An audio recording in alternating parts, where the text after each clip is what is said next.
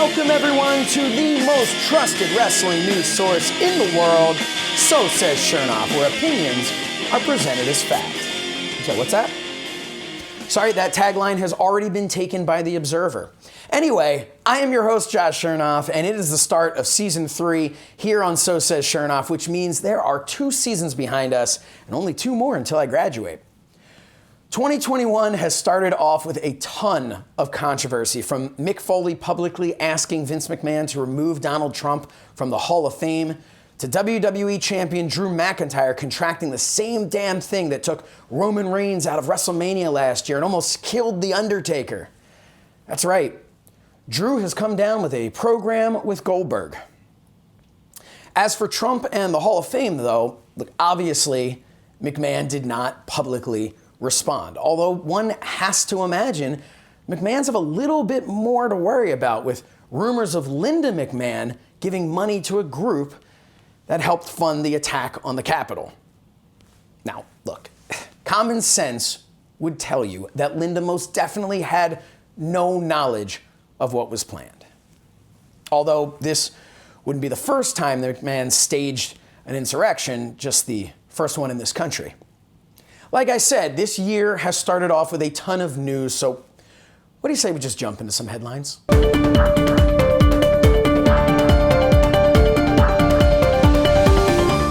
Coming out of 2020, 2021 had so much hype, there was no way it was going to deliver. Like when a wrestling company says they have an announcement that will change the course of wrestling forever.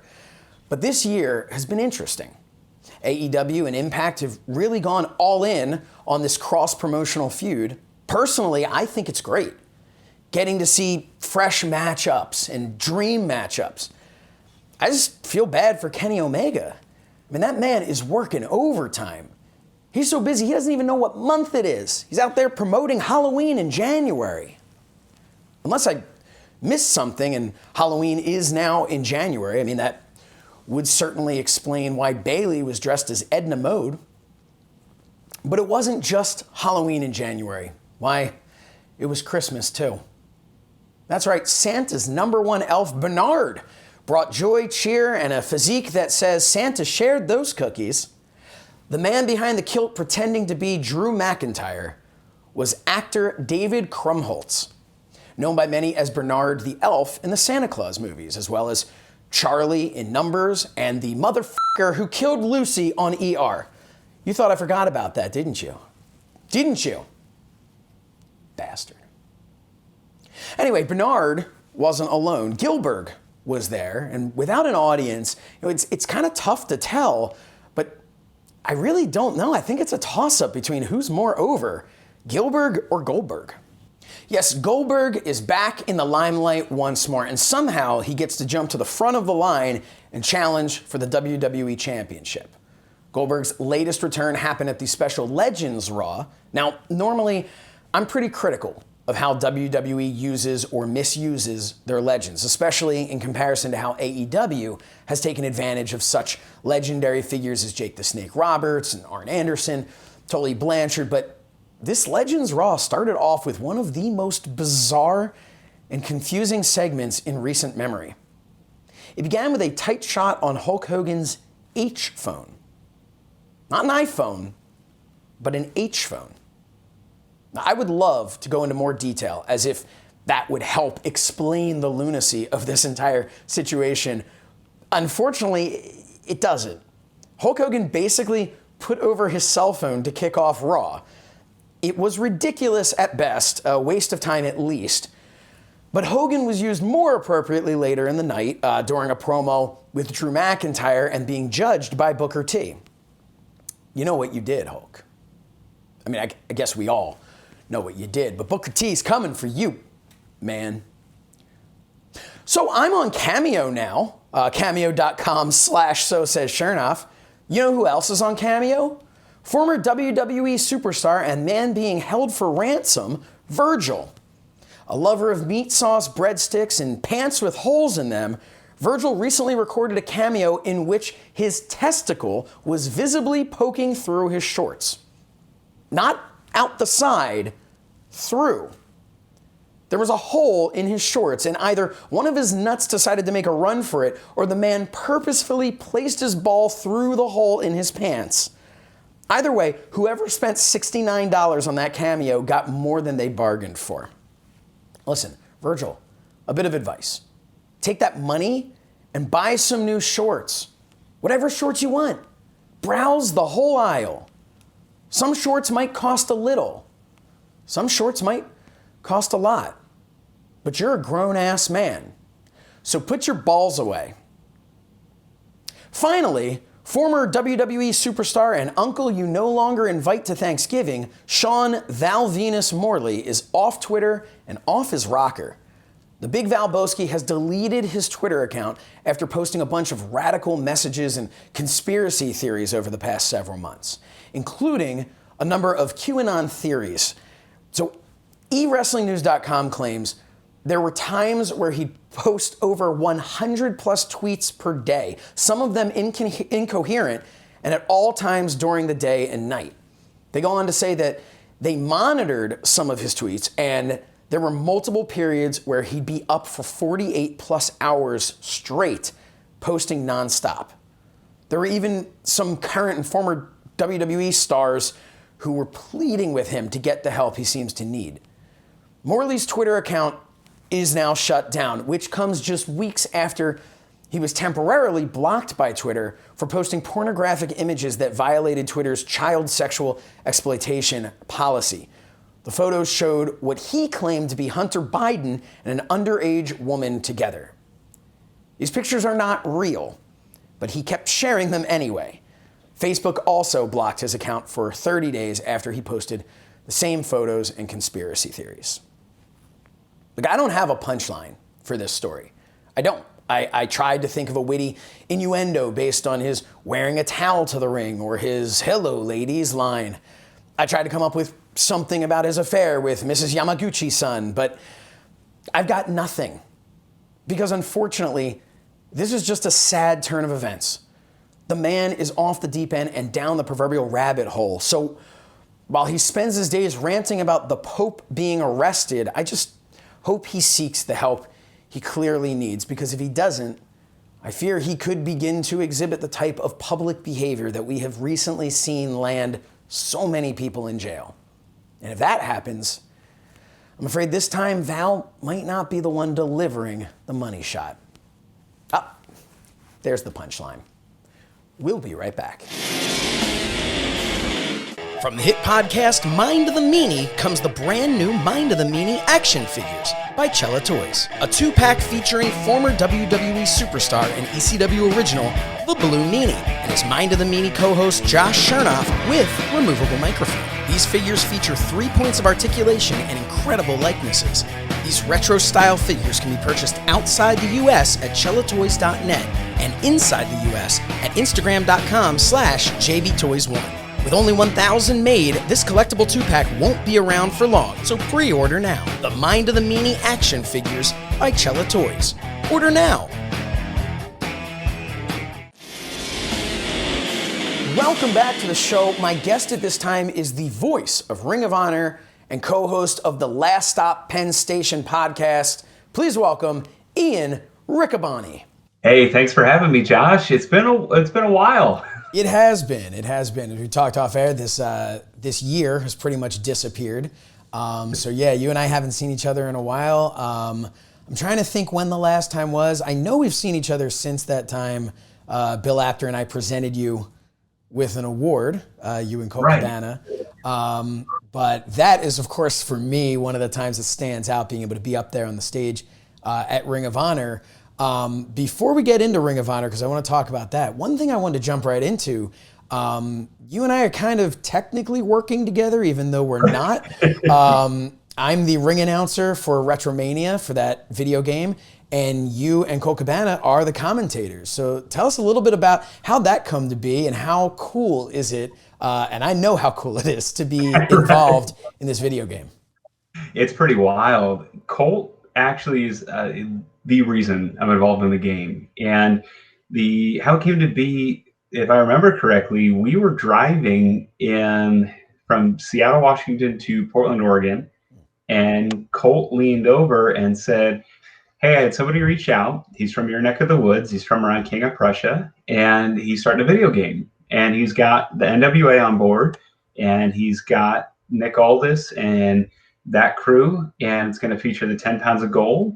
And Colt was saying, "Hey, I got cleared from Greg in the Ring of Honor office to go ahead and participate as long as we don't say Ring of Honor because it's a fully independent game." Right. He said, "You should be a part of it too. Is it okay if I give him your number?" And so I thought Colt was going to be a wrestler, and he's a wrestler and a commentator, which is pretty neat. Yeah. And some of the mechanics of the game, he actually disappears when he's wrestling, so it's pretty cool. That's awesome. Yeah, so it was pretty neat, and I got to thank Colt for that. The retro soft people are awesome. Yes. I'm really looking forward to it. I did about 6 or 7 takes for each line, and from what I understand, it's been programmed kind of as an algorithm where you might hear the same thing, but you might not hear the same cut. And that's pretty neat. Cool. Yeah, that definitely makes it feel a little more real. Of course, this is the official now sequel to WrestleFest. Did you play WrestleFest growing up? Yeah, I played WrestleFest a lot. In fact, this is going to sound really weird. I was really disappointed as a kid when we got a washing machine. So when I was about 3 years old, we moved from a trailer park to a house in Allentown, Pennsylvania, and my family bought their first house. It was a big, exciting time. And for a while, we didn't have a washing machine. It was just one of those things where, 2 months, 3 months, 4 months in, you're making sure you get your appliances and stuff. And sure. We used to have to go to the laundromat. And at that laundromat, they had WrestleFest. And you better believe it, I was demolition every time I played. And I was 4 years old, and I loved it. And I was really disappointed that we could do the laundry at home because that laundromat up until about 2001 had WrestleFest in it. And I really wish that I knew where that went or that I had the money to buy it at the time, because at that time there wasn't a huge vintage arcade market. Right. And those things were just, if you could haul it away, you could have it in a lot of cases. And now they're going for $500,000, $1,500. And at the time, if I would have showed up with a truck, I probably could have just hauled it away. Yeah, for me, it was the Willow Grove Mall Challenges, which I always, people never used to know what that was until the TV show The Goldbergs came out, and now they go to Challenges. And I know you lived around my parts for a little bit of time, and which I always thought was funny. I remember finding that out, and then. Am I correct in saying you were on, I don't know if you were like on the board or whatever it was for like the history of the, like the Historical Society. Right. I lived in Glenside, and I was on the Historic Commission for the township and Upper Dublin Township. So there's official public documents with Commissioner Riccaboni. That's amazing. Yeah. I went to Upper Dublin High School. I grew up in Upper Dublin. I actually lived in Upper Dublin Township until I was 22. Nice. And so I think it's amazing that you know so much more about the history of that place than I do. And someday we're going to have to just get together, grab some lunch, and you're going to have to fill me in on everything about that place, but because I still love it. But right now what I want to talk about, and I don't know if that's where you are right now or not, but the ROH Bubble. On social media, that's kind of become the big thing now. When an event's going to happen, everybody who's involved, you start to see the pictures. They're on the road. I'm headed to the bubble, I've been in the bubble for 1 day. I've been in the bubble for 2 days now. What can you tell us about the Ring of Honor Bubble? Yeah, the Ring of Honor Bubble is intended to keep us safe and intended to determine whether or not we have COVID and to quarantine us, and then keep us separated from the outside world until we go and we tape the wrestling cards and the weekly wrestling show, Ring of Honor Wrestling. And so we get in about 5 days in advance or 4 days in advance, give or take. And it is changing because there's some updated guidance along the way. So initially it was 5 and now it's 4 based on some new information and what the CDC knows in the state of Maryland. But we arrive and you're checked in. And once you're checked in, you have a budget for food every day. and you have whatever you brought with you, and you're in your room. And the budget is sizable, and if you can't eat off of what Ring of Honor's given you, then you're eating a lot, and you're trying to bulk up or you're trying to do something. But they take good care of us. They make sure we're fed. We do have timed exercise blocks where you can use the hotel gym that's sanitized. It's rented out by Ring of Honor, so you're only in there with other Ring of Honor people who you know are COVID negative. You can run the trail under supervision, which sounds weird, but that's kind of what it takes to keep everybody, to make sure we limit the variables. And yeah, so what I do in the Ring of Honor bubble is I do PlayStation 4, and I try and get PlayStation 5. I'm addicted to trying to get it. I still haven't found it. But I try and get I play PlayStation 4, NBA 2K21.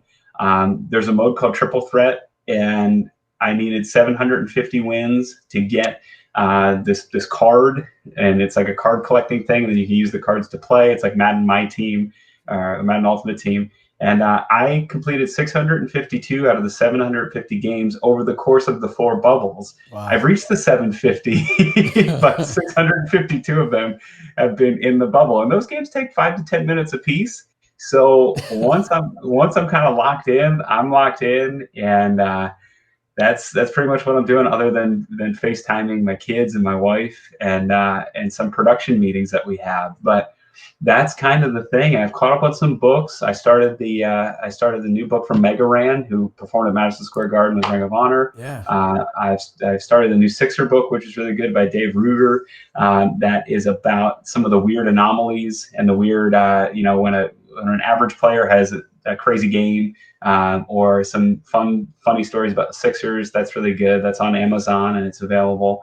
And so that's how I keep myself occupied. I play 2K21 until I physically can't move the controller anymore, and just in a stupor, and listen to the Walt Disney World podcasts. and then, when I can't take that anymore, I lay down, I read books about the Sixers and Disney World and wrestling, and yeah. If you didn't have a wife and kids, this would be such an awesome perk to your job, right? Because there's, of course, I know when I once upon a time was traveling for work, the one downside to that was that I missed my wife and kids, but thank God we had things like FaceTime. But yeah, without that, this is pretty much like Ring of Honor saying, hey, unfortunately, you're going to have to hang out like a college kid for 4 days on our dime. So, I mean, that doesn't seem quite as bad as maybe some people would think it was. No. I'm sorry. No, please. Yeah, the tapings themselves are pretty cool though too, because Caprice and I, we have the privilege of getting to see literally everybody. And so if you're a wrestler, you are sequestered by yourself in your own locker room. And and you only see your opponent in the ring. And so that's kind of how stringent the security and the safety is. And so Caprice and I get to see everybody, and we get to kind of talk to everybody, but it's not that the way for almost everybody else. Maybe our executive producer, maybe Todd Sinclair and Joe Mandak, the referees, and Bobby Cruz, the ring announcer, but that's it. And so for us, it's nice because we get to see all of our friends. It's kind of a tease for some other folks, because when we say you can't leave your room, you cannot leave your room. Maryland State Athletic Commission is trying to keep us safe, so they're in the hotel with us, and they're watching to see if we go anywhere. Man, I talk about, if it's from like college now, it's your what do they cut, the person in the dorm on your floor who the RA. Yeah, the RA. Thank you. Yeah, you've got an RA now and everything. It's fantastic. So I wanted to pivot a little bit to talk about your relationship with Carrie Silkin. Yeah. So you guys have a podcast. But now which we'll put over, please, do that. But was it Last Stop Penn Station? Last Stop Penn Station. That's right. So you guys have been doing that for a while, and now it was just announced that you'll be heading on over in addition to the podcast, correct? Not instead of. You'll be heading on over to adfreeshows.com, joining so many incredible talents over there, and myself. But you'll be over there with 2 new shows, correct? Yeah. So what can you tell us about that?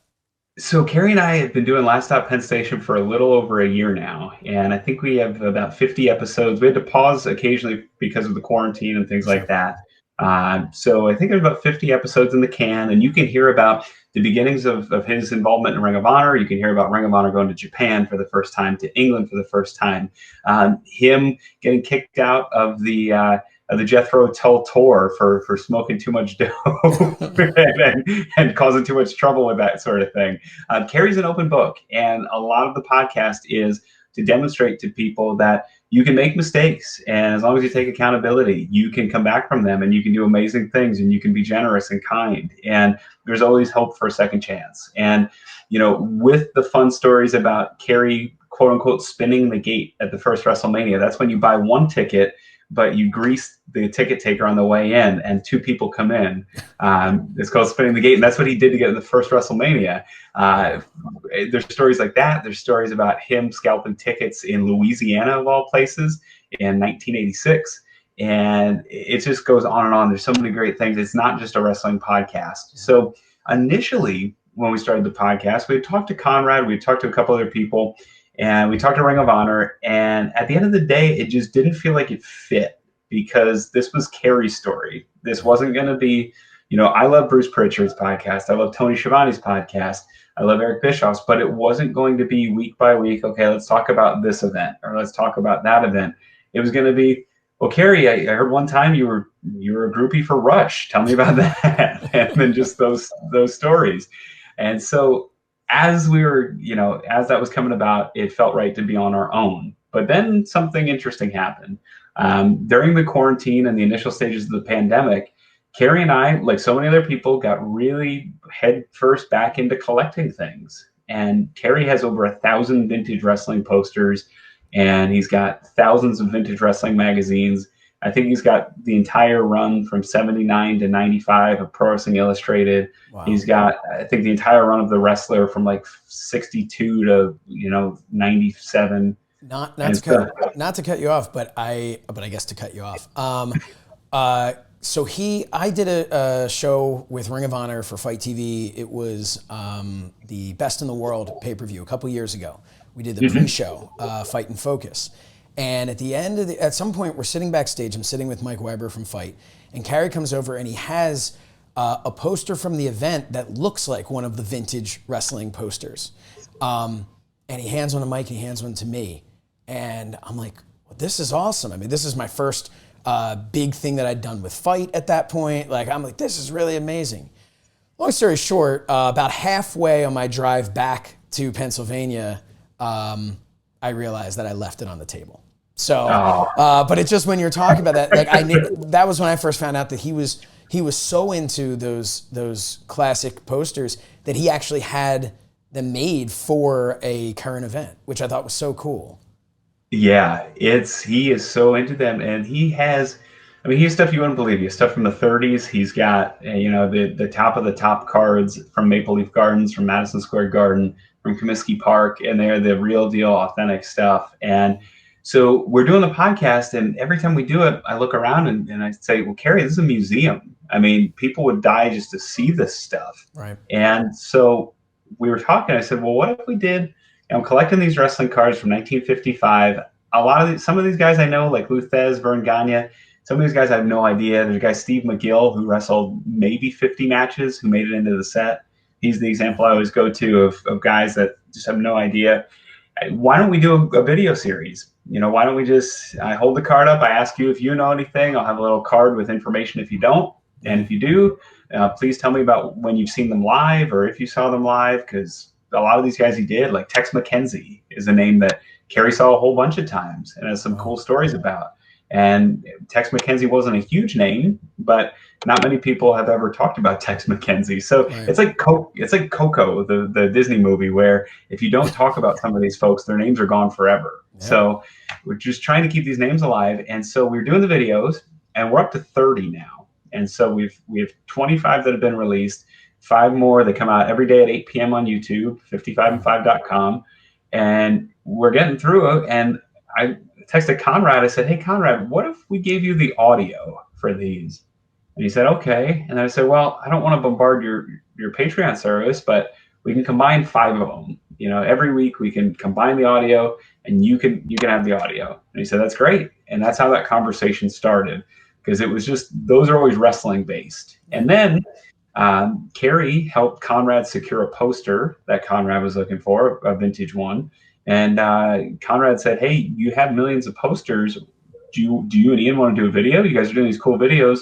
Why don't you do a video and we'll throw it on the service? And then that's kind of how that got started. So the poster of the week is coming to adfreeshows.com, which is exciting. And Awesome. Carrie and I started with a couple from the 1970s that I don't think anybody's seen before, which is pretty cool. And a WWF one from the 60s, from 1960, which I don't know that too many people have seen. And those are already filmed, and those will get released shortly. And we're going to do one a week until we run out. And with Carrie's collection, we're going to be doing it for a long time. Talking about collections, you and I both pop up every so often with the Major Wrestling Figure Podcast Patreon group.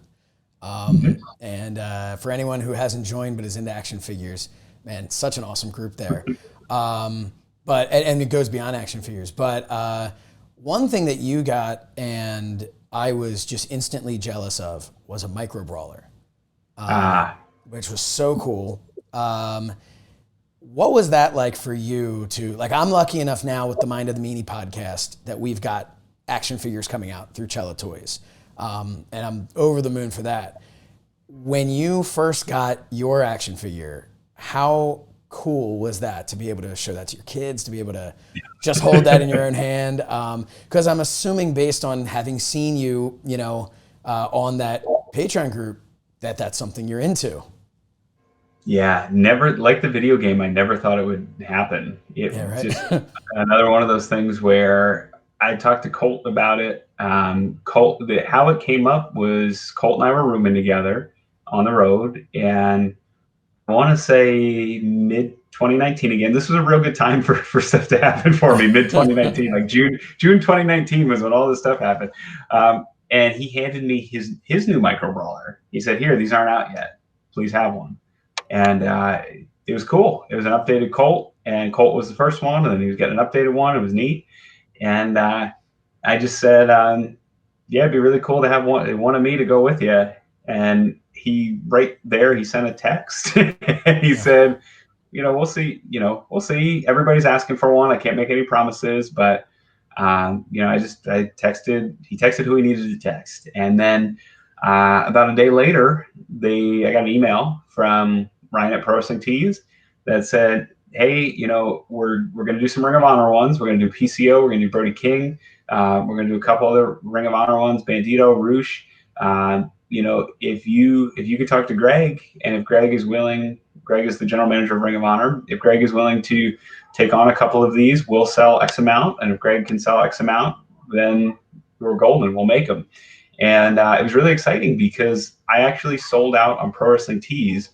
There's still a couple available, and with the micro brawlers heating up, there's still a couple available on ROHWrestling.com, which is kind of a hidden outpost for a couple of the rare ones. So there's a few that are still there that aren't available anywhere else. They go for like $20 to $30 on eBay, but are still $9.99 on ROHWrestling.com. Myself sometimes included. So head on over there if you collect those and are looking to fill in your collection. There's kind of a secret stash over there.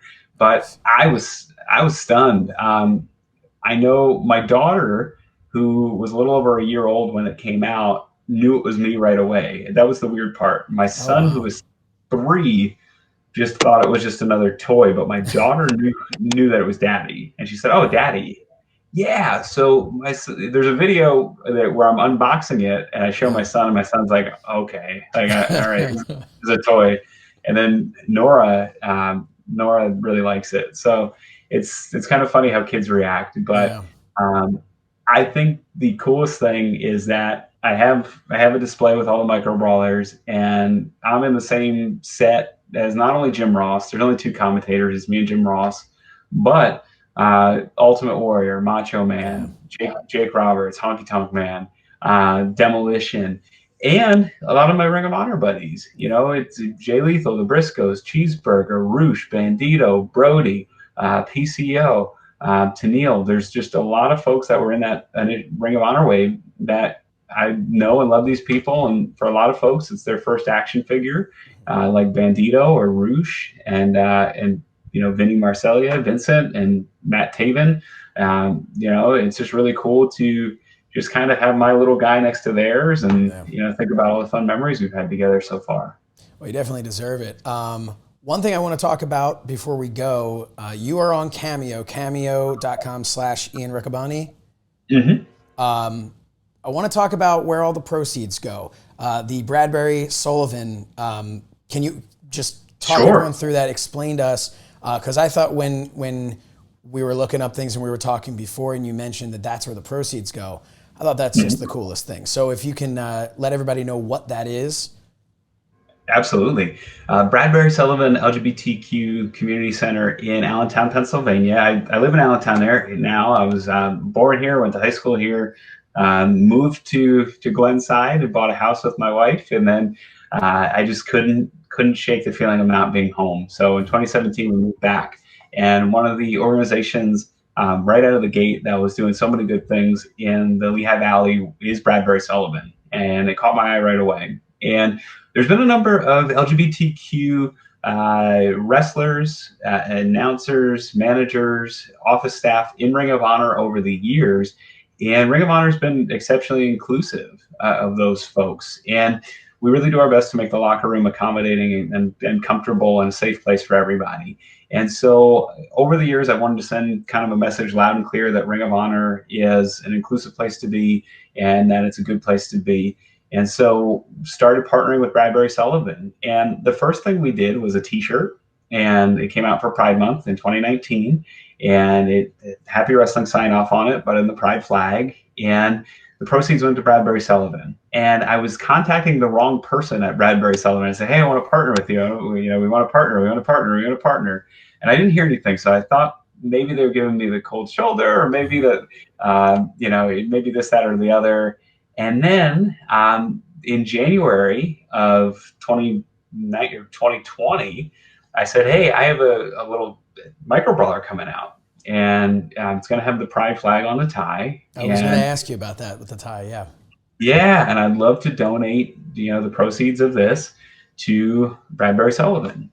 And that's when they had a new director come in, and I got the right person this time. And Matt's been great, and we're doing different things. And Matt reached out a couple of weeks ago, and he said, hey, I didn't mean to snoop, but I saw you're on Cameo. And is there any way we can partner? We can promote it on our end, and, we can try and get, some notice in the Lehigh Valley about it so that others can participate. And I said, absolutely. It's Jim Cornette called me the best bargain on Cameo on $10. And right now, Cameo gives a generous cut of that $10 to the person that does the message. So all the proceeds go directly to Bradbury Sullivan. And I'm really excited that, we have a $500 goal set, which isn't much, but it's about 67 cameos. And right now, as we record, we're at 23, which is pretty good for being 8-9 days into the initiative. Yeah. So we have a long way to go, both time-wise and cameo-wise. But if you're looking for somebody to say, congratulations, thank you, happy birthday, anything like that, it's only $10, and a lot of it goes to Bradbury Sullivan. Everything that I would normally get would go to Bradbury Sullivan from Cameo. So it's a really exciting initiative. Bradbury Sullivan's a great organization. I'll tell you a little bit about what they do. Yeah, they support LGBT, both youths and adults. They have extensive counseling for those that are coming out and are looking to express themselves and have conversations that may be difficult. They have legal services for LGBT members of the Lehigh Valley. They have art shows. They have music contests. They have an extensive art gallery. An extensive literature collection for LGBT youth. They do after-school programs, all kinds of great stuff that really support both youth and adults of the LGBTQ community of the Lehigh Valley. So they just do amazing things. They're located right downtown, right next to the PPL building, right next to where George Washington stored the Liberty Bell and then sent a fake Liberty Bell out, which is a pretty cool fact about Allentown. And Yeah, it's just a great location. They do amazing things. They've been a part of the community for, at least the last 10 or 15 years. And I'm really happy that we've made an official partnership as opposed to me reaching out to the wrong person time and time again. Well, for everybody watching this right now, I can tell all of you, it is an absolute pleasure to be able to talk to Ian. So if you want to get a message from him, now you know that it's only $10 and it's going to a great cause. So go to cameo.com/Ian Riccaboni. Ian, thank you so much for taking the time to be here on the show. This has been awesome. I've wanted to have you on here for so long, and you are the first guest of season 3. So I am very excited to have you here. Thank you so much for being here. Oh, thank you so much, Josh, and keep up the good work. I keep seeing your name pop up, and that's kind of the path I took, and it's exciting. Kind of success builds on itself. Yep. And if there's any advice I have for you, we're about the same age, I think, and you're kind of on the same trajectory. So just keep at it. And stuff like this is awesome. I check it out when I can on Fight TV, and I love what you're doing with Blue Meanie. He's my guy. He's the one that helped get me into wrestling. Yeah, as you said, you're one of his kids.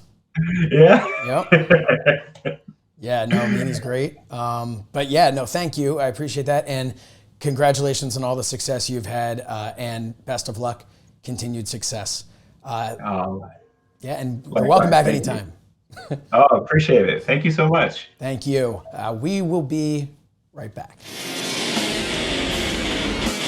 From the hit podcast Mind the Meanie comes the brand new Mind of the Meanie action figures by Cella Toys. A 2-pack featuring former WWE superstar and ECW original, the Blue Meanie, and his Mind of the Meanie co-host Josh Shernoff with removable microphone. These figures feature 3 points of articulation and incredible likenesses.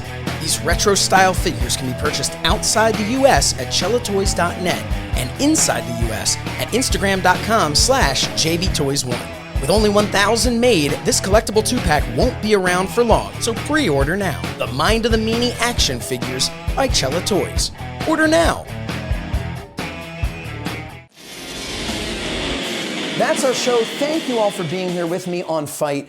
Before we go, I just want to show you these incredible new action figures of the Blue Meanie and me. Yep, me. I have my own action figure. So if you are watching this show, you need these figures. So head on over to cellatoys.net and place your order. Also available at instagram.com/jbtoys1. Send him a DM and he will hook you up. Don't forget to follow me on social media at @SoSaysShernoff and @ShernoffShow. Subscribe to our YouTube channel at youtube.com/SoSaysShernoff. And remember to catch me every Monday with the Blue Meanie over on the Mind of the Meanie podcast. Don't miss us on Alternative Commentary right here on Fight for the Royal Rumble. And of course, myself, Meanie, and Joel Gertner, February 1st over on adfreeshows.com for That Was Extreme. This has been So Says Shernoff, because that is what Shernoff had to say. We'll see you next time.